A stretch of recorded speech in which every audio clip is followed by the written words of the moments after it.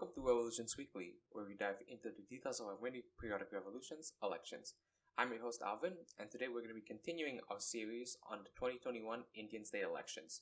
So if you remember last week, we were talking extensively about West Bengal, and if you haven't heard that episode, I recommend you start with that because there's some really interesting factoids on that episode, and at the same time, it kind of really contextualizes you in this region that we're going to be talking about within these 2 weeks.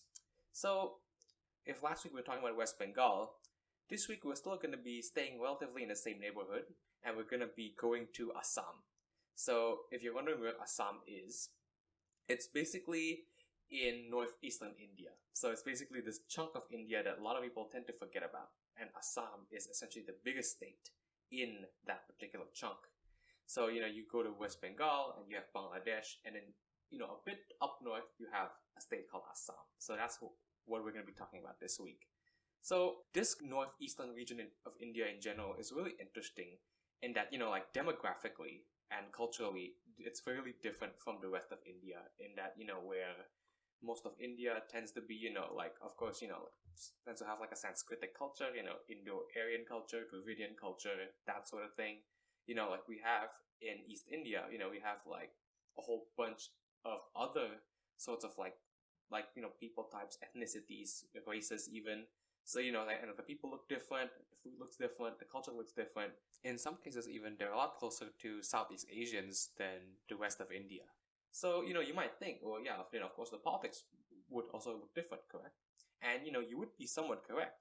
But what you're kind of seeing in the last few years, and especially, within the last decade, is that northeastern politics has kind of started to reflect many of the traits of politics that you would find in northern India, in that in this case I'm referring specifically to a gradual BJP incursion into these regions, and really successful in many of these states, and Assam is actually one of them. So for this upcoming election, what exactly is different? Well, compared to, many of the other elections that we will be talking about and we have talked about, this election is pretty relatively mute in that, what you're likely to see in this particular case is a classic Congress versus BJP battle. Now, Congress, of course, being Indian National Congress. So, historically, in many states, Congress has, always had this grip of power. And it's actually as recently as 2016, aka the last election, that the BJP was actually able to finally take power in Assam. So, and this is the first time that they've actually held power. So, that's why it's kind of interesting to see, what's going to happen in the next election. So, is the BJP going to hold on to power in the state? Or, or is Congress finally going to take power back? Or, or are we actually even going to see some new regional players, some new regional parties, start to dominate Assamese politics? Or, we might even see some older established, regional parties start to play a bigger role. Well, it's all these things. So, so what we have here is essentially, like I said, the big highlight, the big headline is essentially Congress versus BJP. But within these coalitions, you have a lot of nuances, and you have a lot of different factors which might play into whether or not the BJP retains the state, or whether or not Congress actually takes the state for them. So let me just break down the actual coalition in this particular election. So on the one side, of course, we have the BJP with their NDA, National Democratic Alliance. BJP, of course, being, like I said in the previous episode, a Hindutva party, a party that's relatively, right-wing, at least culturally and religiously. So, I said in a previous episode that, the BJP tends to, have massive successes in the Hindi heartland, but not so much in other regions. Now, it's interesting to see here that in the Northeast, the BJP has actually started to garner much success, and we'll get to why in a bit. And then next we have the AGP, which is the Assam Gana Parishad, essentially a regional party in the state of Assam. So this party was basically formed in the wake of, there was a movement in the late 80s against Bangladeshi migrants coming to the state. It's kind of started off in 1970s when, Bangladesh was fighting a war of independence against Pakistan, And, that was basically the start of like this wave of Bangladeshi migration going into West Bengal as well as northeastern India. Now, in West Bengal, the attitude, tends to be a bit more cordial, but in northeastern India, like in a nutshell, basically they've been less welcoming to these migrants, of course, because of the different ethnicities and things like that. We'll get to that in a bit. And lastly, we have the UPPL, the United People's Party Liberal. So, this is actually a relatively new party that was formed, and it was actually formed to represent the Bodoland people in northern Assam. And we'll get to why they're pretty significant in a bit. So, in the next side, we have the Congress UPA, United Progressive Alliance. Now, of course, like I said earlier, Congress historically had held power for 15 years in the state and was just recently overthrown by the BJP in 2016. Then we have the AIUDF, the All India United Democratic Front, which is essentially a party to represent basically Muslims in the state of Assam, but more specifically, the Muslims of the Mia community, who are essentially Bengali Muslims, some of whom have lived there for generations, but also some of whom came from Bangladesh. So in like the wider picture, it's like Congress has always had this image of, being like minority appeasers, quote unquote. Essentially, it's like in their quest to appease minorities, Muslims specifically, like the BJP narrative is they've basically ignored the will of Hindus. So, like the Congress allying with AIUDF in this case, like a party representing Bengali Muslims, it's like that's basically like one of the many smears that the UPA alliance has in this upcoming election. And then we have the BPF, the Bodoland People's Front, which is again another party to represent the Bodoland people in northern Assam. And if you're wondering so far, like what ethnicity is the majority for the people of Assam, well, they're Assamese, basically. Like whether or not they're distinct from Bengalis is another question, but I think it's like in terms of how they view themselves, yes, they are definitely a distinct people. So the people of Bodoland are like another ethnic group within the state, which forms, like a significant minority essentially up in the northern region. So essentially what it was that the Bodoland People's Front, the BPF, was the original sole party representing the Bodoland people.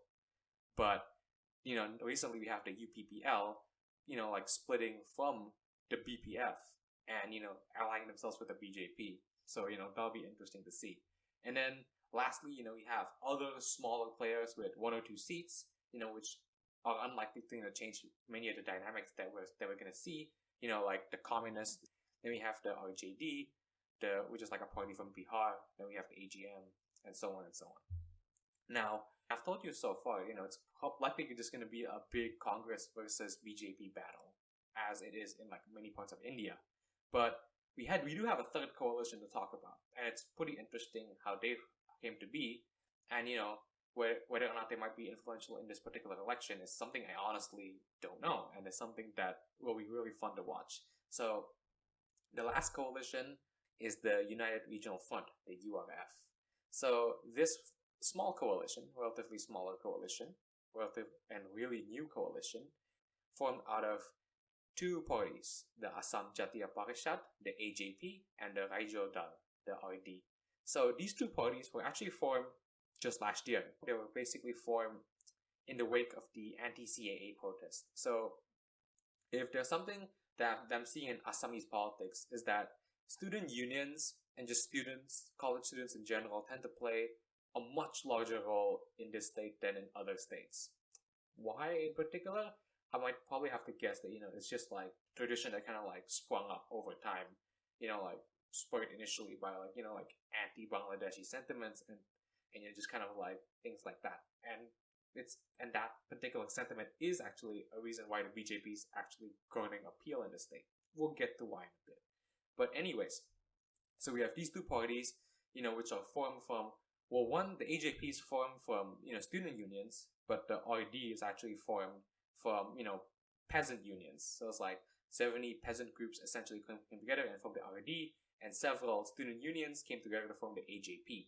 And, and these 2 were actually mobilized during the anti-CAA protest. So, with all the infrastructure there, with all of the leaders, And even I think the leader of the OID is actually in prison right now. So, there's that aspect of it as well. So, basically, so we have these infrastructure that already set up. So I'm pretty sure these people thought, hey, why don't we just actually, set up a political party, or two political parties in this case.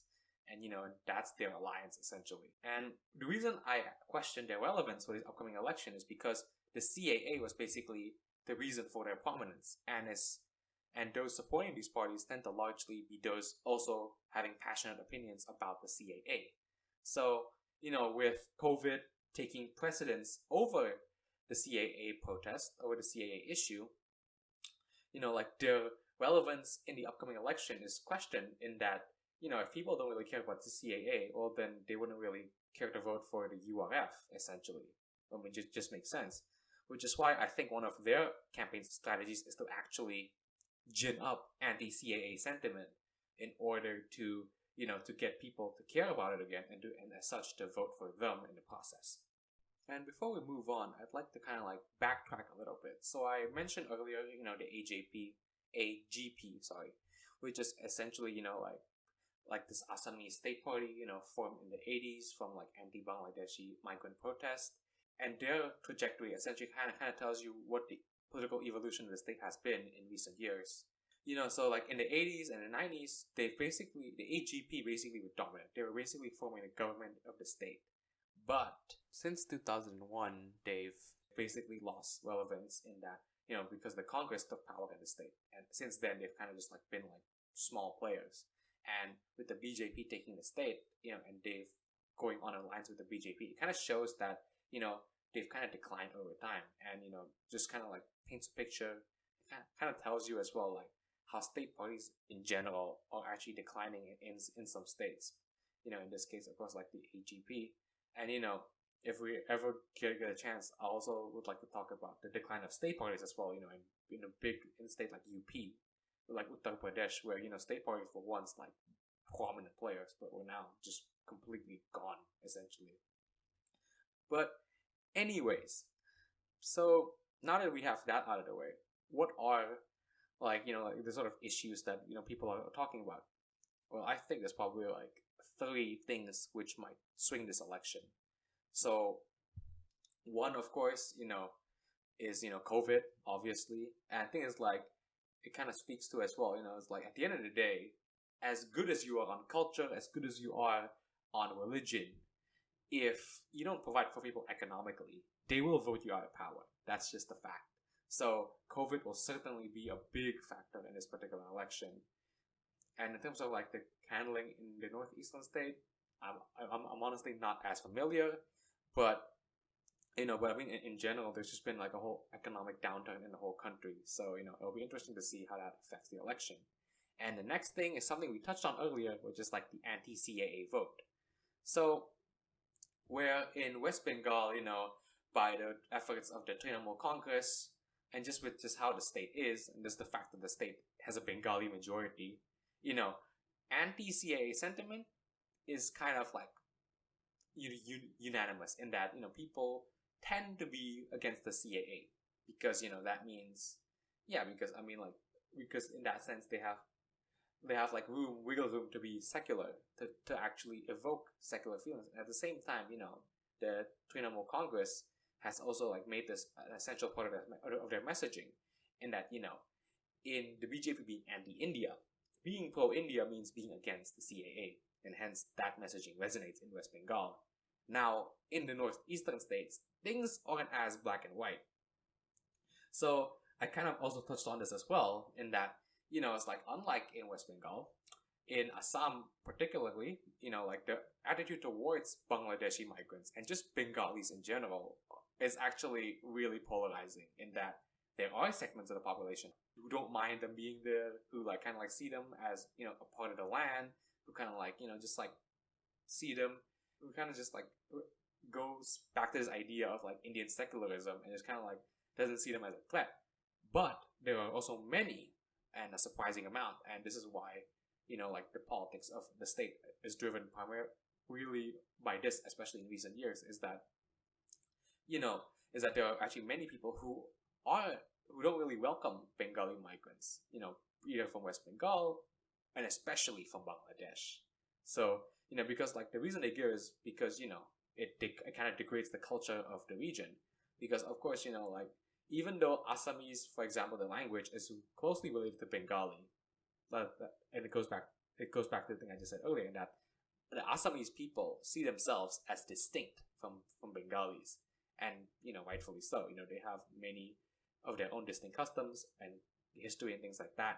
So basically, it's like with this negative attitude, towards Bengali people, essentially is driven by this feeling that, that if we allow massive influxes of Bangladeshi migrants to come to the state, well then, our culture will be diluted, and as such, we would cease to exist. So, many of the student movements against Bangladeshi migrants have been pushed by the sentiment. Now, if like all these things I've been saying so far kind of like reminds you of a certain party or a certain law, well then you might be right. I mean, who else would, be poised to capture this like anti-migrant and ergo anti-Muslim sentiment rather than the BJP?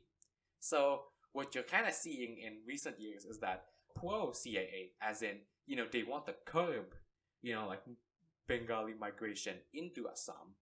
They want to curb Bangladeshi Muslim migration into Assam. Well, then they'll vote for BJP to show their support for the government. And the current government, which is BJP led, and as such, they're a lot more restrictive in these sorts of things. And of course, the anti-CAA people would vote for Congress or the URF. So, I guess like in a sense, who wins this particular election, or how many, or the sort of proportions that this election will garner, essentially will tell us more or less, how much of Assam it actually, like what is their feeling about Bengali migrants essentially, and it kind of like, like if the BJP wins, then some people might say, oh, it's kind of like a negative precedent in that it shows that people are less welcoming in this region of India than in others, especially for like migrants and refugees.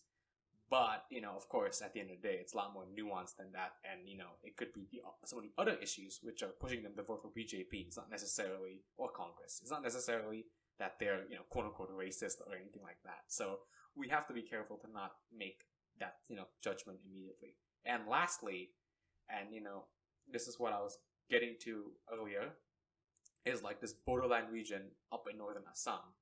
So this region essentially has 13 seats, and as of right now, and as of, well, it's been like a couple of years, but essentially they've had autonomous rule. So they can have purvey over their own affairs. They can have extensive control separate from the bigger state of Assam. And essentially, these regions, have their own elections, they have their own political dynamics, but in like the state itself, they're typically represented by, well, yeah, like I said, by like these two parties, the UPPL and the BPF. So previously, interestingly enough, the BPF actually allied with the BJP, but there was an election in 2018 in this autonomous region to like choose a council, and it was in this election that the BPF felt kind of offended because the BJP instead allied with the UPPL, which is their enemy essentially, because like there's a duopoly essentially in this region, and the BJP allying with their enemy, like the leaders felt offended, and because of that they decided to pursue an alliance with Congress.